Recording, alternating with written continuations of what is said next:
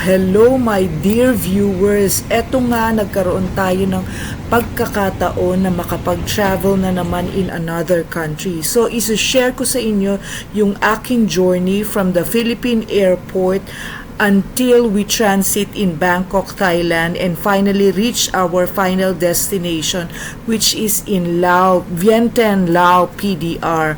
I-explore natin yung kanilang street food as well as yung kanilang night market. So tara, samahan niyo ako sa adventure na ito. At ito nga, syempre nag-umpisa ang araw natin sa pag-iimpake ng ating mga damit na gagamitin sa Lao PDR. Ayan, syempre sineparate natin yung lagayan ng sapatos para hindi madumihan ang ating damit.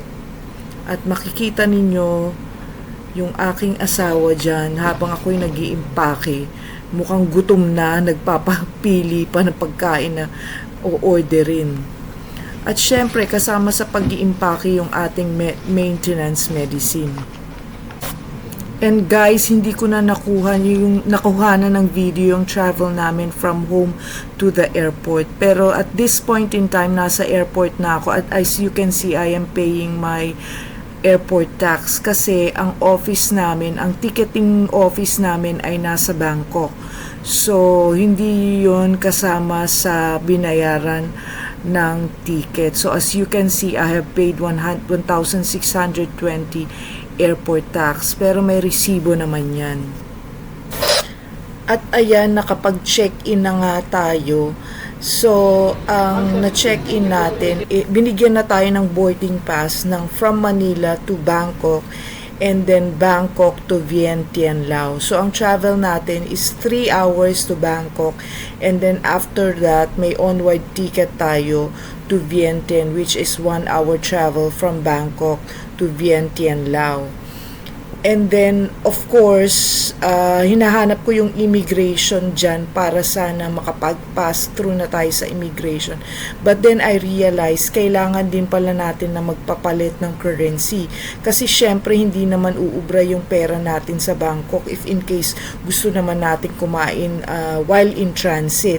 And also, kailangan din natin ng funds pag nasa Vientiane, Lao na tayo. Syempre, you know, baka meron tayong gustong bilhin, meron tayong gustong kainin when we are there.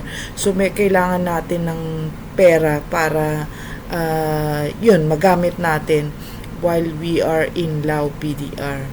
So yun, excited na ako sa kanilang mga food at yung kanilang. So yun nga guys, dumiretso na tayo sa ATM machine at nang makapag-withdraw tayo para makabili tayo ng US dollar currency. So, ayan nga, nakapagpapalit na tayo, nakabili na tayo ng USD. Ang halaga ng isang USD, ang buying is around 58 plus. So, for a 100 bill, nabayaran ko 5,800 something. So, after nating magpapalit guys, dumiretso na ako sa immigration. But I was informed na kailangan pala nating i-complete yung e-travel. So, that's what I did bago tayo dumiretso. So, obviously, successful yung ating e-travel registration. Kaya kung makikita ninyo, tayo ay nakapila na sa immigration line. So, wala naman tayong naging problema dyan. So, very smooth lang, dire-diretso lang yung pag-pass through natin sa immigration. At sa pagkakataon nga na ito, nakalagpas na tayo sa immigration. So, hinahanap na natin yung gate natin dyan. Ang gate natin is at 111. So, nasa Terminal 3 tayo. Medyo malaki-laki ang airport na ito. Maraming makikita. So I was taking my time looking for the gate kasi I believe 1 hour advance pa naman ako. Pero yung colleague ko, nakasabay ko magta-travel sa Vientiane, Lao, nandoon na siya sa gate. Kasi nga kanina, medyo natagalan ako sa pag-fill up ng e-travel because yung cellphone ko, yung signal ng cellphone ko, medyo nahihirapan siyang mag-work inside the airport. So naghanap pa ako ng spot wherein you know, maganda ang signal. Kaya medyo natagalan ako ng konti pagpasok sa immigration. So, ayan guys. Ito ang ating Terminal 3 airport sa Philippines.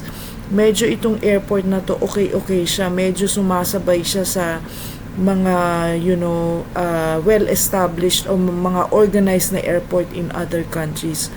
So, yung mga international travel dito sa Terminal 3, yung mga travel ko domestic, normally dun ako sa Terminal 2 kasi pag Philippine Airlines nasa Terminal 2 palagi. Pero pag other airlines, yung mga international airlines like yung airline natin ngayon which is TG Airline or Thai Airways, dito siya sa Terminal 3 naglaland and also nagpipick up ng mga passengers. So medyo nauuhaw ako kaya dumaan muna tayo dito sa shop na to para bumili ng water. Medyo naghintay tayo ng matagal kasi merong isang foreigner na bumibili ng something and ang tagal-tagal, talagang naghahanap siya ng barya na pambayad.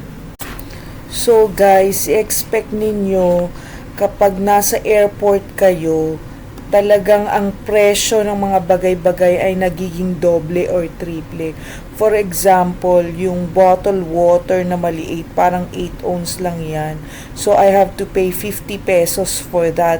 Pero dahil uhaw na ako, so, kailangan ko talagang bumili ng water. So, dead man akong mahal yung presyo until, I reach the airplane, kasi sa airplane naman magpo-provide din naman sila ng food. Yung gutom, walang problema yun, pero yung uhaw, yun yung problem ko.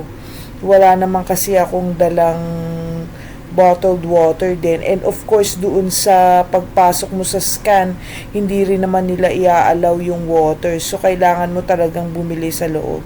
So yes, yan, I had to pay 50 pesos for one small bottle of water. So, kung nakikita ninyo, doon pa rin si ate. Ang tagal-tagal talaga.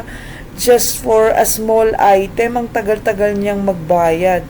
Ayun, so she decided na parang magbayad na lang through GCash. Kasi siguro wala siyang makitang barya dun sa purse niya. Okay lang naman, patience is a virtue. So, wait lang tayo dyan. Yan. Anyway, after naman yan, diretso na tayo doon sa ating gate number where doon tayo, doon na tayo magbo-board sa gate na yun. Yun. So guys, excited na talaga ako na makarating sa Bangkok kasi at least sa Bangkok Airport meron sila dong mga Thai restaurant na pwede nating puntahan. Favorite ko kasi talaga ang Thai food kasi napaka-healthy ng kanilang mga food, few vegetables and few dishes, hindi natin nahahanap dito sa Philippines. So that's why very excited ako every time I would go to Bangkok. And of course, sa Laos din, very excited ako kasi yung food nila somehow is similar. Kasi remember, they share borders. Malapit lang sila sa isa't isa. So, may mga kultura sila, may mga way of cooking sila, may mga brands, may mga products sila that they share together. They share similar practices as well. So, ayan nga, naglalakad na tayo papunta dun sa gate natin. I don't know bakit hindi ako, parang wala pa yatang vocalator dyan. So, naglalakad lang tayo papunta dun sa gate natin. Ayan, malapit-lapit na yan. Makikita ninyo, in fairness sa Terminal 3, malinis naman siya. At ayan nga guys, on board na tayo. So, I'm looking for my seat na. I think ang seat ko dyan ay nasa 47 aisle seat. Kasi usually, every time I would be traveling via plane, talagang pinipili ko yung aisle seat kasi nga diabetic tayo, so medyo madalas tayong gumagamit ng CR. So mas accessible sa atin at ayaw natin makaistorbo ng tao pag kailangan nating tumayo. So better tayo sa aisle seat. So ayan, sa pagkakataon na yan, hanap na natin yung seat natin or yung spot natin. So I was trying to navigate yung kanilang gadget. Nag-e-explore ako kung ano yung movie na pwede nating panoorin for the 3-hour flight to Bangkok. So, ang napili natin dyan na movie ay yung Willy Wonka. Merong bagong version yung Willy Wonka. Of course, favorite ko yan while growing up. So, yung kahit na nasa ganitong edad na tayo, nag-e-enjoy pa rin tayo sa mga ganyang fiction na story, pero merong lesson na mapupulot. Remember yung Chocolate Factory. So, ang ganda ng setting at saka ng plot ng story. So, very interested talaga ako.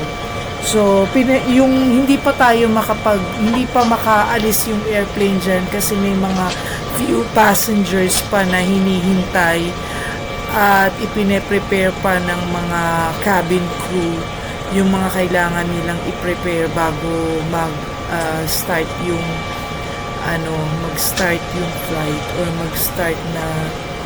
mag-start yung engine. So, ayan guys, nagre-relax lang tayo. Excited na talaga ako guys to be in Bangkok. Kasi at least in Bangkok there are like, Thai restaurants na pwede nating ma-explore while we are waiting for the next flight to Vientiane Lao. And definitely, I am also so excited to see Lao PDR kasi I've been there. Last time I was there was in 2018.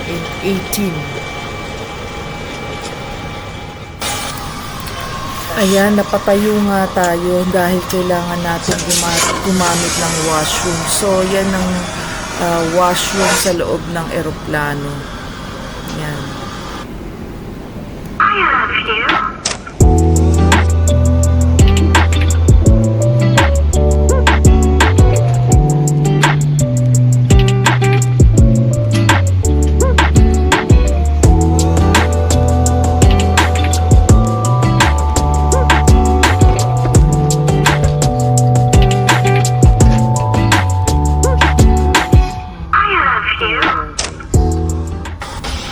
Ayan, kung mapapansin ninyo, nagtatanggal na ako ng sapatos kasi gusto ko relax yung paa ko all throughout the biyahe for 3 hours.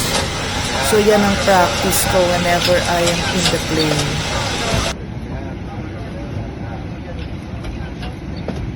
Ay makikita ninyo, sinisipat-sipat ko na yung flight attendant kasi nagsiserve na siya ng food. Excited lang.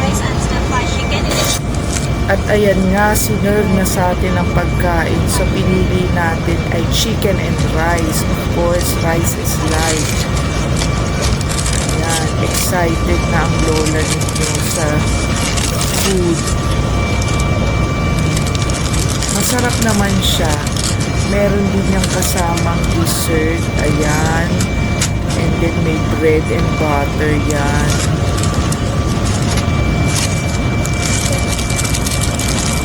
At inumpisahan na nga nating lafangin ang pagkain. Hindi ko lang naituloy-tuloy yung pag-take ng video kasi yung nasa likod ko nakatingin sa akin, medyo nahiya ako. Sabi siguro, anong ginagawa ng babae?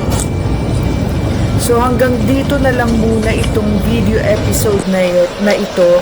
I will update you doon sa next leg ng aking trip sa Bangkok to Lao. So please enjoy this video and join me on my next video guys. So yun, all the best and good luck and please pray for my travel. Enjoy. Please like, subscribe and put a comment down below if you like. Thank you guys. I love you.